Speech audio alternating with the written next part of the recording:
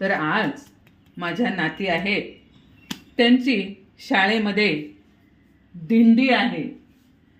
तर त्या दिंडीसाठी मी मुलांना खाऊ देणार आहे.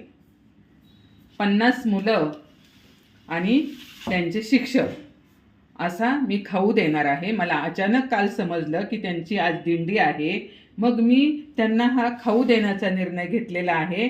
तर चला तर आपण त्यांचा खाऊ आता करून घेऊ. इथे मी 3 किलो साबुदाणा रात्रीच भिजायला घातलेला आहे. बघा साबुदाणा कसा फुललेला आहे, किती छान फुललाय साबुदाणा, हे पहा. आणि भिजलाय पण कसा बघा. आणि इथे 1.5 किलो शेंगदाणे कूट करून घेतलेले आहे. ह्यांना काय मी भाजलेलं नाही. आणि इथे 1.5 किलो बटाटा आहे, उकडून घेतलेला आहे. कढई तापत ठेवलेली आहे. आज खिचडी द्यायची म्हणजे आज काय उपवास नाही आहे. मग आपण काय करणार आहोत, इथे कढई तेल तापलेलं आहे. इथे मी जिरं असं दुखवून घेतलेलं आहे थोडंसं. हे पहा, जिरं घालते याच्यामध्ये. जेव्हा आपण जिरं आणि कोथिंबीर घालतो खिचडीला, वा काय खिचडी अप्रतिम लागते.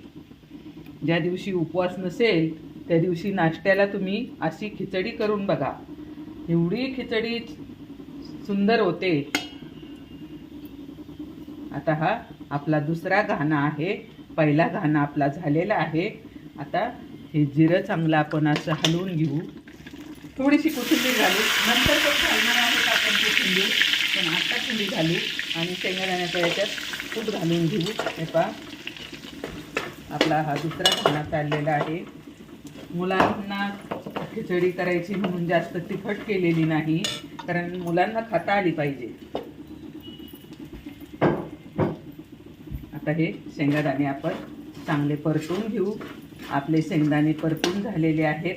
आता आपण ह्याच्यामध्ये साबुदाणा घालून घेऊ.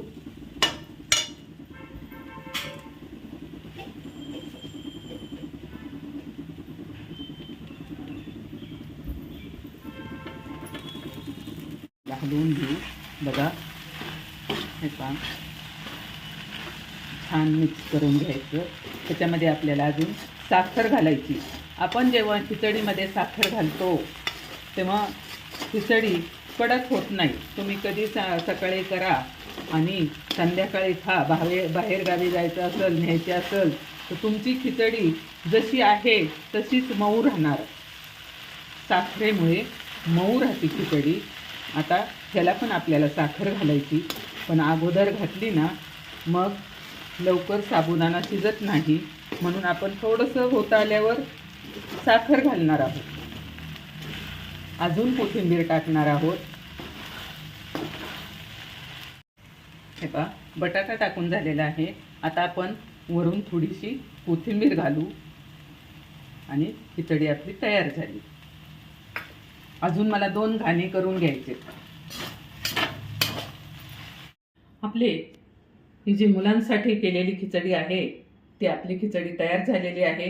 ही जी आहे 2 ठिकाणी, ही कमी तिखट मुलांसाठी केलेली आहे. आणि ही शाळेतले जे शिक्षक आहेत त्यांच्या स्टाफ मेंबरसाठी ही खिचडी जरा तिखट केलेली आहे.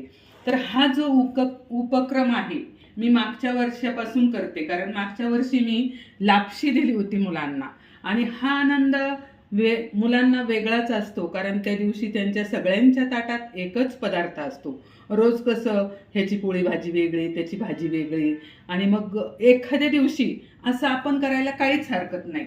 आणि आपण सगळ्यांनी असं करूया की पुढच्या वर्षी आधीच शिक्षकांना फोन वगैरे करून विचारायचं, आम्ही आमच्यातर्फे असं सगळ्यांनी मिळून जेवण वगैरे दिलं तर चालेल का? किंवा 100-200 रुपये काढले एका वर्गातले पालकांनी, तर तेवढ्यात पण त्यांचं जेवण होऊ शकते. म्हणून आपण हा उपक्रम सगळ्या पालकांनी मिळून राबवावा असं मला वाटतं. कारण आपल्या मुलांसाठी, आपल्या मुलांच्या आनंदासाठी हे नक्की करा. मग तुम्हाला हा माझा उपक्रम कसा वाटला, त्याच्यासाठी तुम्हाला जर आवडला असेल तर लाईक करा, सबस्क्राईब करा.